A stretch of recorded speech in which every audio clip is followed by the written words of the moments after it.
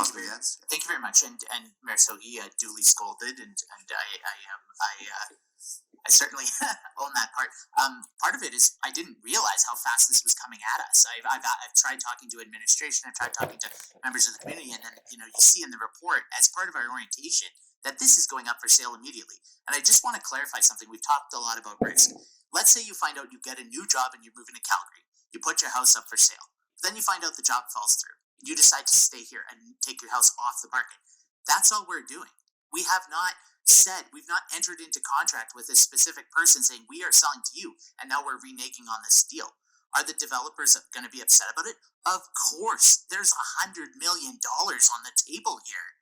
Like, this is enormous amount of money, and we're talking a lot about the business reputation. What about all the small home builders? What about all the small businesses who, through this What We Heard report, said, you're driving us out of business. You're giving us no choice but to work for, a couple of these companies now.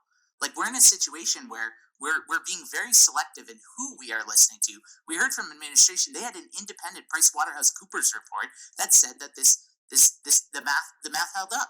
But of course, the real estate committee, which we hear is comprised of industry experts, says to sell. Never ask your barber if you need a haircut. Self-interest is always there. So to me, this comes down to a fundamental question as, do we have the right as a city to make money in development? Yes or no? And if yes, how much should we be making and on what timeline?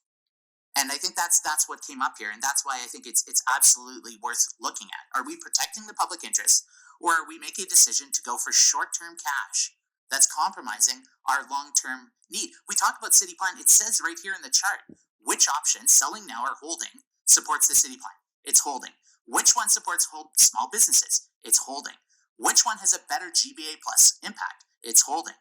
Which one gives us the fastest funds right now? It's here. It's the marshmallow test right in front of us, right? You heard about that with little kids, and it's right in front of us. And I think council, for whatever pressure they were under the pandemic, industry experts, maybe not hearing from other community groups, etc. This is a quarter of the rec center.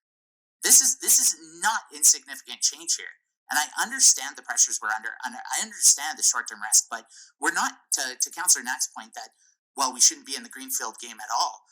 Are we putting a green belt on the Henday? Are we stopping all residential development forward? Because even the city plan doesn't contemplate that.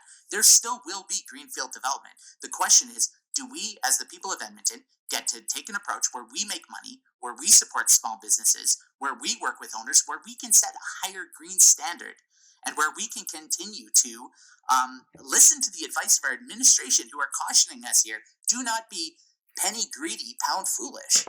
And so it's, I appreciate this is bad form and bad process, but like this is so critical, I think, to the fundamental public good of like, what is the City of Edmonton? Are we going to have to divest from pools, divest from transit, divest from everything else? There's comments in there saying, well, the city shouldn't be in the business of greenfield development. Well, are they going to tell us in future, well, the city shouldn't be in the business of transit. It should all be left up to Uber and private providers who can profit from it? Absolutely not. This to me is, if we can reconsider the bus cleaners, if we can reconsider other conversations, which I realize admin did, we didn't, but this is a major quake thing. And I say this as somebody who got no money from developers in the election. Like, I'm not coming in here with an axe to drive in favor of the small home builders or anything else. There's just fundamentally, this isn't an ideological thing. This is a math thing, and it just doesn't make sense. So that is Garit. Daniel.